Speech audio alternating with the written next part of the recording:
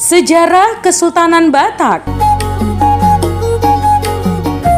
Ya, dikisahkan suatu raja dalam negeri Toba Silasilahi atau Silalahi, Lua Baligi atau Luat Balige, Kampung Parsoluhan, suku Pohan. Raja yang bersangkutan adalah raja kesaktian, dan dalam kisah itu tercatat bahwa anaknya Alang Pardoksi atau Pardosi meninggalkan jantung tanah Toba untuk merantau.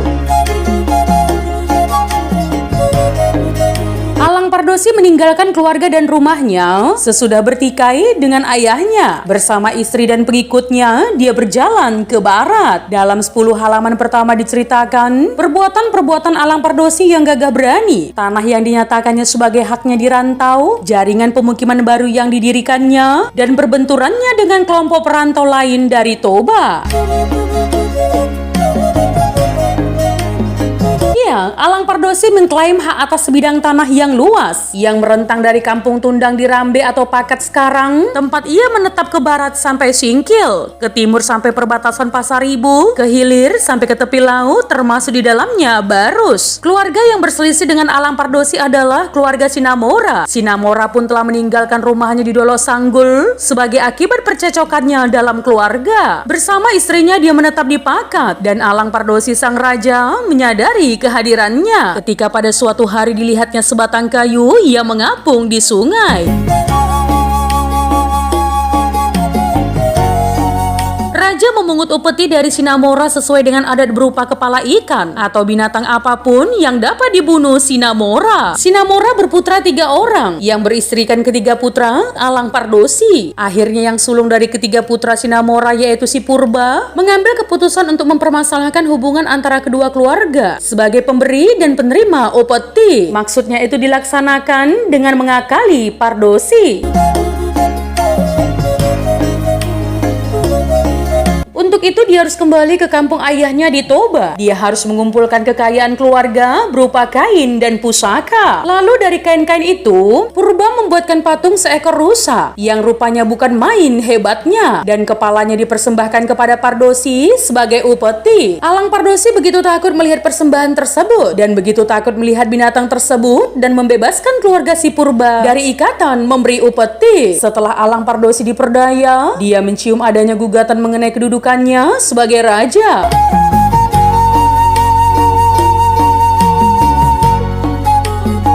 Perang meletus dan si Purba memakai pengkhianatan untuk mengusir Alang Pardosi dan mengambil alih pemukimannya di Sipi Gembar. Sebuah kudeta terjadi. Alang Pardosi kemudian mendirikan pemerintahan ini Excel di Huta Ginjang, kota yang baru dibangunnya. Namun ada pembalasan dari pihak raja yang terusir. Saat kepemimpinan si Purba, pemukiman dirundung kelaparan.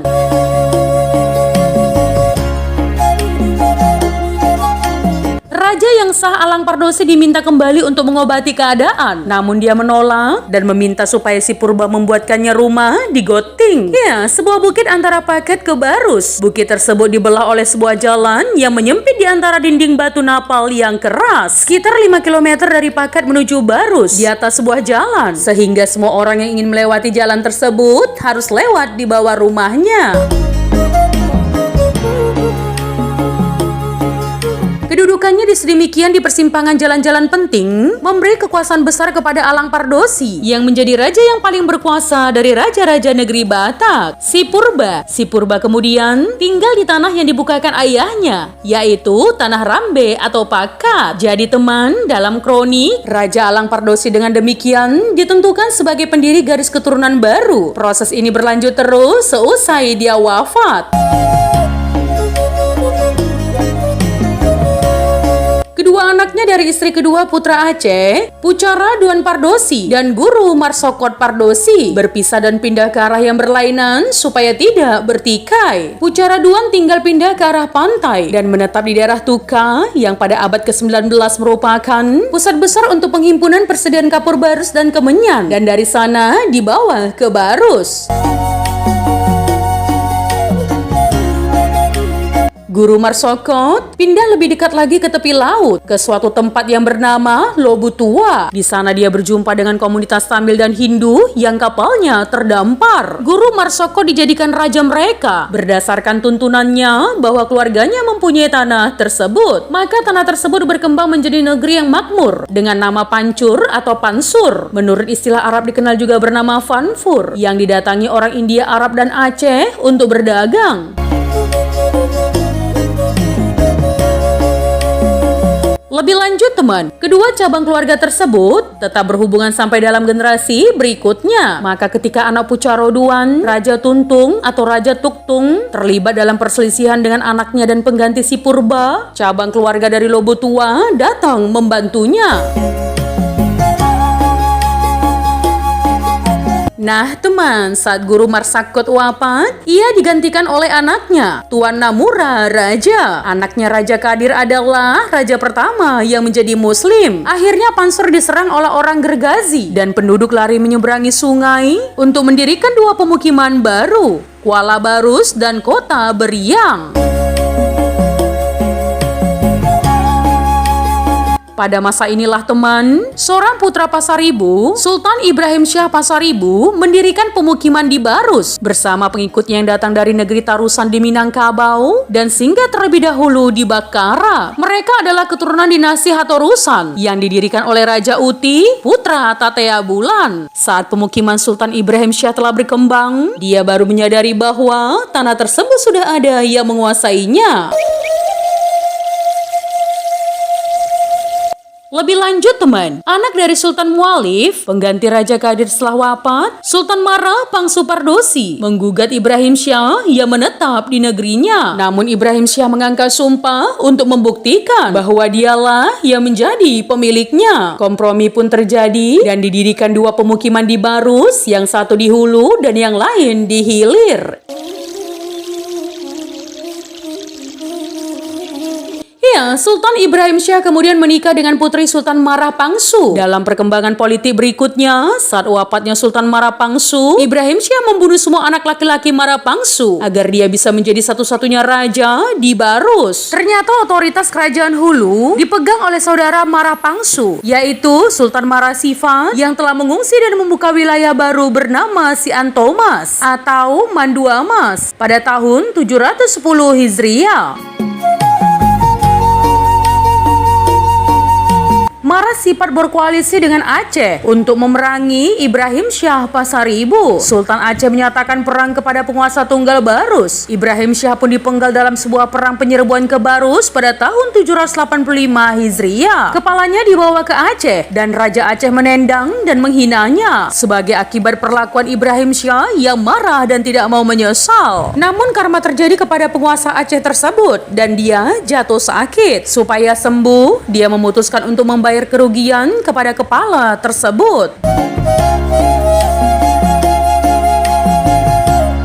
Ya, kepala Sultan Ibrahim Syah dikirim kembali ke Barus dengan kehikmatan dan upacara kerajaan, diiringi sepucuk surat yang membebaskan Barus dari keharusan membayar upeti kepada Aceh. Sesudah itu kedua keluarga Raja Barus, Pardosi dan Pasaribu hidup berdampingan selama beberapa generasi dalam hubungan yang kurang lancar. Mara Sifat digantikan oleh anaknya Raja Bongsu, Sultan Mara Bongsu. Ibrahim Syah digantikan oleh Sultan Yusuf dengan gelar Raja Uti, yang kemudian gugur di Aceh ketika membalas dendam atas kematian ayahnya. Dia digantikan oleh Sultan Alam Syah yang mempunyai dia anak Raja Mara Sultan dan Sultanan Bagonjong Pasaribu. Pada masa ini teman, peraturan dan undang-undang negara dikodifikasi. Ya, termasuk adat dan tata cara upacara pengangkatan pembesar. Hukum dan undang-undang yang berlaku adalah perpaduan adat Batak, adat Melayu, adat Aceh, adat Hindu, dan adat orang Islam. Lebih jelas mengenai detail undang-undang tersebut, lihat naskah asli dari hikayat tersebut. Pada tahun tahun 1050 Hijriah atau tahun 1644 Masehi, Belanda datang dan meminta izin untuk permukiman dan mendirikan koloni perdagangan di Barus. Kroni dalam buku hikayat ini juga menceritakan bahwa kepemimpinan raja-raja belia dari hulu dengan bendahara atau perdana menteri berasal dari hilir selama mereka belum akil. Yang pertama dari bendahara itu ialah Mara Sultan, wali untuk anak Maharaja Bongsu, raja kecil. Sultan Maharaja Bongsu sendiri pada tahun 1054 Hijriah berhasil memakmurkan negerinya dengan berbagai kebijakan politiknya. Pada waktu itu teman, Mara Sultan beristrikan saudari raja kecil. Sesudah Mara Sultan wafat, anaknya Sultan Marasiat memfitnah raja kecil. Kepada daulat Raja Minang diceritakan bahwa raja kecil tidak mengenal agama dan tidak mau mematuhi peraturan yang sudah ditetapkan.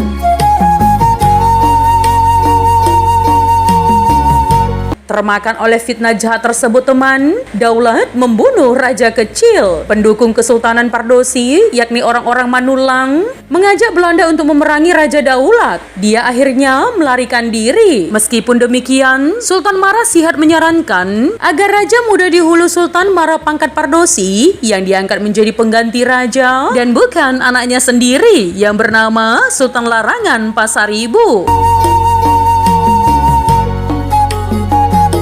Sultan Pangkat dianggapnya layak menjadi raja tunggal sebab dialah yang memegang pusaka-pusaka yang tepat. Nah teman, Sultan Mara Pangkat pun diangkat menjadi raja pada tahun 1170 Hijriah. Setelah dia wafat, dia digantikan oleh putra mahkota Sultan Baginda Pardosi pada tahun 1213 Hijriah. Di masa kepemimpinan Mara Pangkat, dia melakukan banyak pembaharuan politik dan hukum.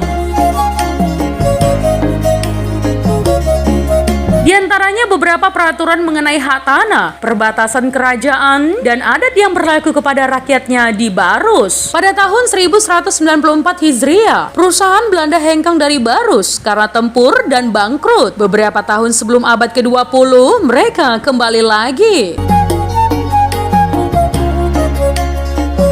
Raja di hilir, Sultan Larangan marah dan kecewa dengan sikap ayahnya tersebut. Maka dia meninggalkan Barus dan menetap di Sorkam. Di sana dia menamakan diri Tuanku Bendahara, meskipun dia tidak memegang tampuk pemerintahan. Ya, kompetisi kekuasaan antara penguasa hulu dan hilir yang digambarkan sebagai pertikaian Barus dan Sorkam berlangsung beberapa generasi. Di Barus, putra Sultan Mara Pangkat yakni Raja Adil menggantikan ayahnya dan memperkukuh perjanjian-perjanjian yang ada antara Barus dan berbagai daerah Batak pedalaman.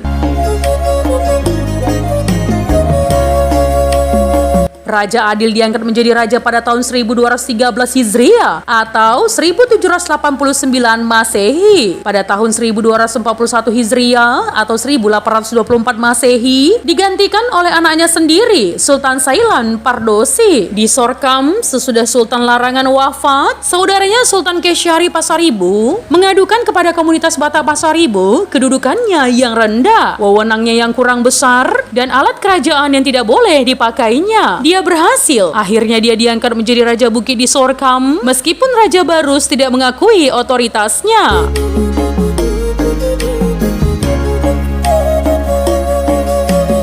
Ya, Sultan Kesyari wafat dan digantikan oleh putranya Sultan Main Alam. Dia terlibat perselisihan dengan Kesultanan Pardosi, Sultan Sailan yang bergelar Tuanku Raja Barus. Tuanku Raja Barus tidak mengizinkan Sultan Main Alam Pasaribu untuk menggunakan alat-alat dan simbol-simbol kerajaan dalam pernikahannya. Sultan Pasaribu ini meminta pertolongan politik dengan komunitas Melabo atau Aceh yang berdomisili dalam koloni mereka di kota Kuala Gadang, Barus.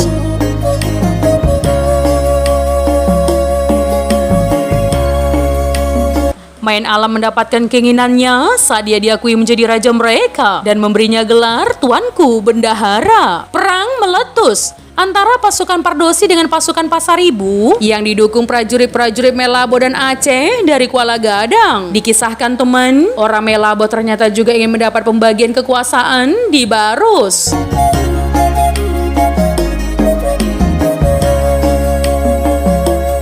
Nah teman, Sultan Baginda Pardosi wafat pada tahun 1241 Hijriah dan digantikan oleh putranya Sultan Sailan. Setelah Sultan Sailan wafat, dia digantikan oleh putranya Sultan Limba Tua. Di era ini Belanda sudah mulai berkuasa. Mereka berhasil menduduki Barus dengan mengadu domba antara penguasa hilir dan hulu Barus yang selama beberapa generasi saling bunuh-bunuhan walaupun mereka sudah terikat tali perkawinan satu sama lainnya.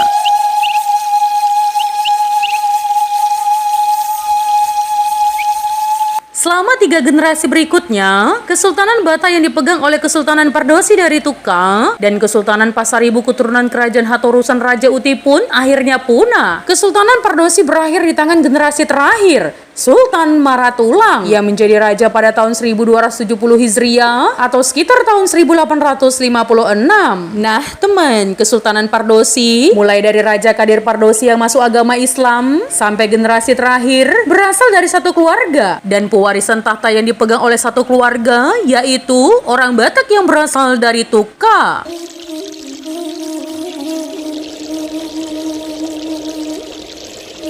Silsilah dinasti Kesultanan Batak Pardosi di Barus: Raja Tua Pardosi, Raja Kadir Pardosi, Raja Mualif Pardosi, Sultan Marapangsu Pardosi 700-an Hijriah, Sultan Marasipat Pardosi, Tuanku Maharaja Bongsu Pardosi 1054 Hijriah, Tuanku Raja Kecil Pardosi, Sultan Daeng Pardosi, Sultan Maratulang Pardosi, Sultan Munawasyah Pardosi, Sultan Marapangkat Pardosi 1170 Hijriah, Sultan Baginda Raja Adil Pardosi 1213 Hijriah, Sultan Sailan Pardosi 1241 Hijriah, Sultan Limba Tua Pardosi, Sultan Main Intan Pardosi, Sultan Agama yang bernama Sultan Subum Pardosi, Sultan Maratulang yang bernama Sultan Nangu Pardosi 1270 Hijriah.